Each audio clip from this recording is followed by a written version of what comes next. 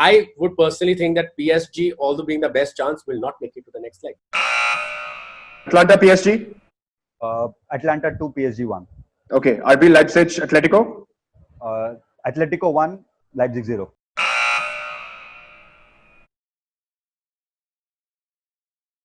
Welcome back to Football Fundits. 2 quarterfinals of the Champions League done. 2 more to go. We have Prashant Nair back with us. Prashant, both of our predictions got completely rubbish. PSG eventually did overcome. They did what so many clubs have done to them in the past. I'll take it straight to you. Atlanta's breakdown. How did they kind of not make it through, right? They almost had it.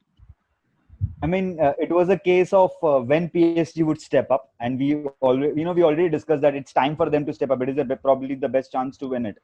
And to be honest, they didn't even stand up. They required a half-fit Mbappe to come and turn on the heat.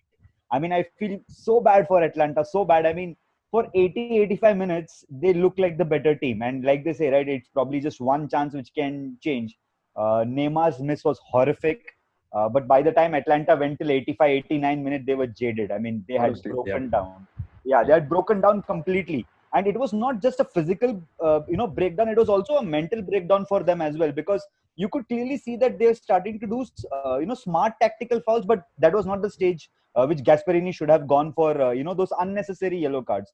And they were, kind of dragging the time somewhere. But having said that, I don't even think that PSG even stood a chance when Atlanta were, kind of pushing it. But when you look at the overall picture, it was understandable that PSG would make it through, but we all wanted an Atlanta win. Prashant, credit to Choupo-Moting as well, yeah? Yeah, from Stoke City reject to what? Moving to Champions League. I mean, imagine all that firepower and Choupo-Moting from Stoke City had to rescue you. But yeah. Yeah, I mean, it's pretty, when you look at a forward line which has got Neymar, Icardi, both of them can't click. I mean, and then you require a half-wit Mbappe and Choupo-Moting to come and kind of set up the game. I was just reading somewhere around, it is probably Thiago Silva's better luck as well. It's probably swan song here.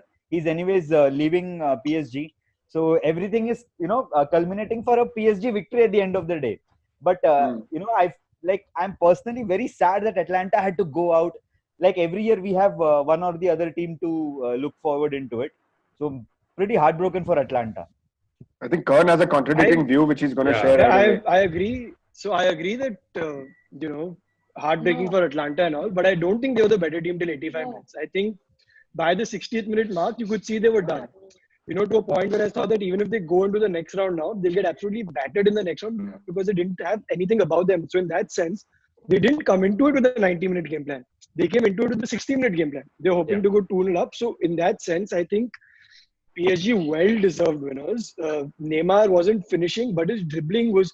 So if it was a FIFA card, his dribbling would have been 99, finishing would have been 50.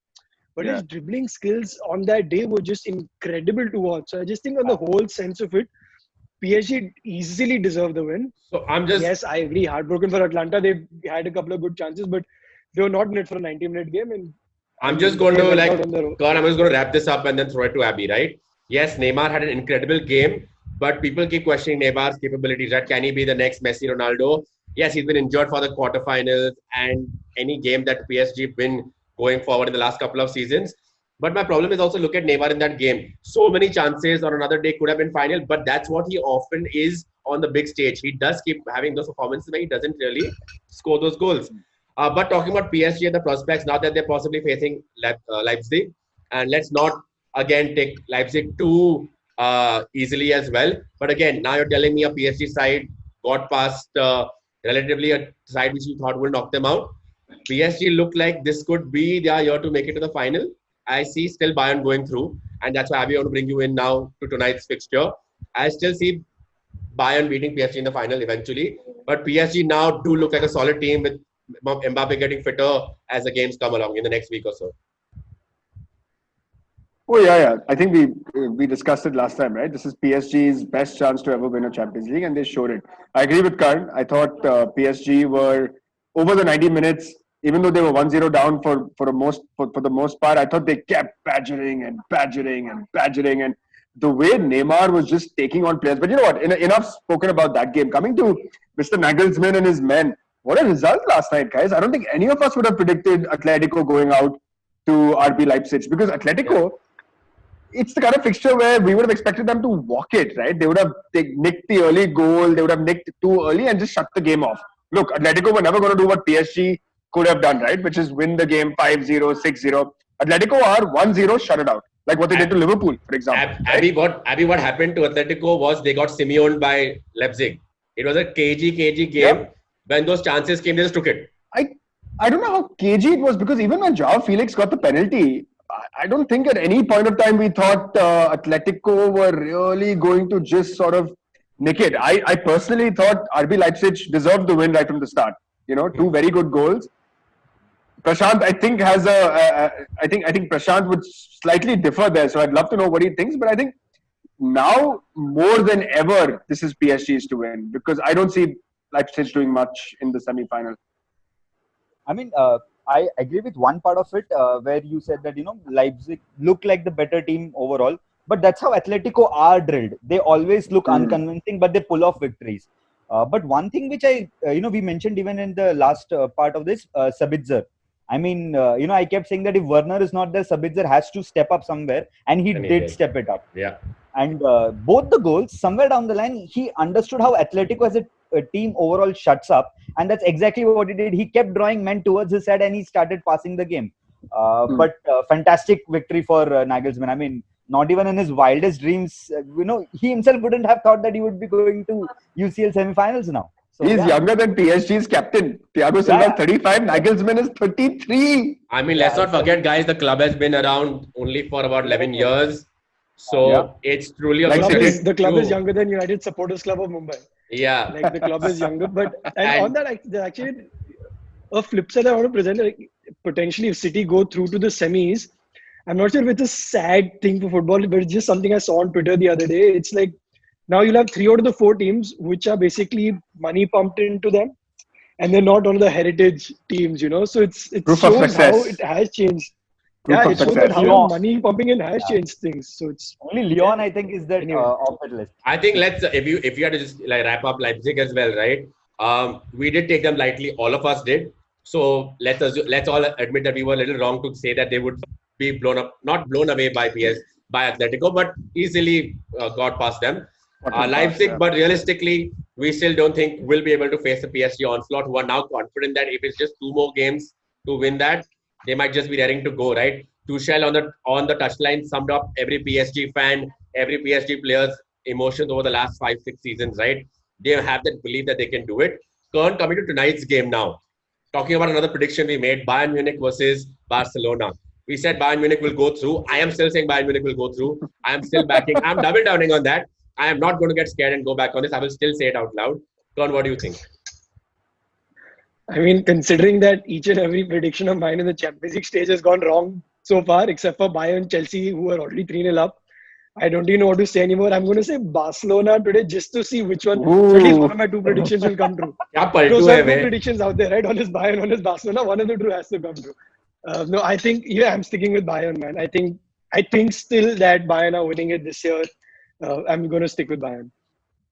Abby, I want you to tell me if Barcelona were to beat Bayern Munich, how do you think, apart from Lionel Messi, how do you think they have to set up? Because right now the coach is not able to get the best out of the side, which is why I just don't think it's no, right? Zilch. The only way they'll beat Bayern Munich is if Messi produces a Messi masterclass. They just don't have enough firepower in them, man. Griezmann hasn't clicked this year. Suarez, I still think he's a phenomenal talent, but at 33, kinda now towards the sort of downward curve of his career. Yeah. It's just down to Lionel Messi, man. I don't rate their midfield too well. I don't think Arturo Vidal is the Arturo Vidal of 2015-16. It's an aging side, and I think everyone's talking about United and about Chelsea having to go through this transformation. I actually think this could be a very important summer window for Barcelona. They are a side that needs a transformation right now, right? Yeah, because this is looking just to maybe conclude, right? Remember how Man United were in 2011? We reached the Champions League final, but we were by far the second best side in that game. I look at this Barcelona side a lot like that.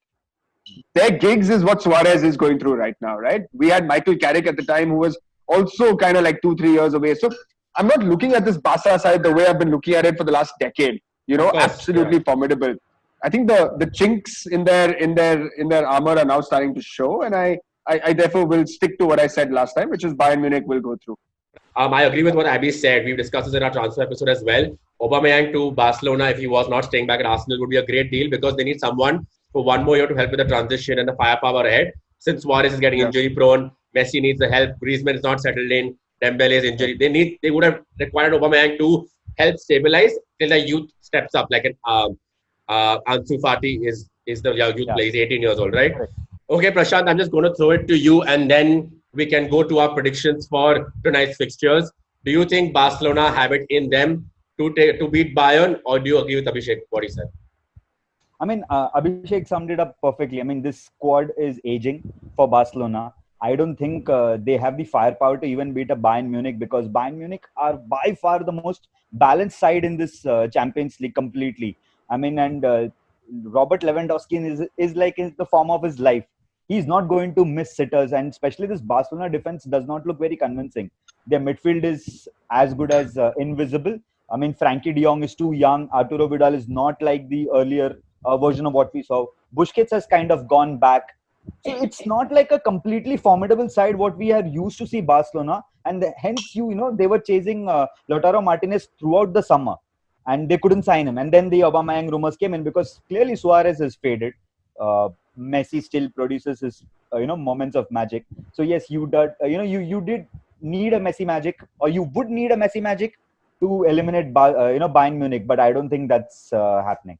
But it'll be, I think it'll be Bayern Munich who would just go through them for fun. Yeah, so fair enough, Prashant. Then quickly give me your prediction again for tonight's game and for the Man City game, and who's going to be in the finals now. Back yourself again. Quick. Sure. So I think Bayern Munich will win tonight. So there'll be 2-0 to Bayern. And again, if not Atlanta, let's see if Leipzig go through. And for City. Kern, Prashant is still not learned this. He's still being a romantic. Kern, what about you? I'm going to say City will win just because all my predictions have been going wrong. So I'm going to say City win against Lyon, and I hope that one goes wrong.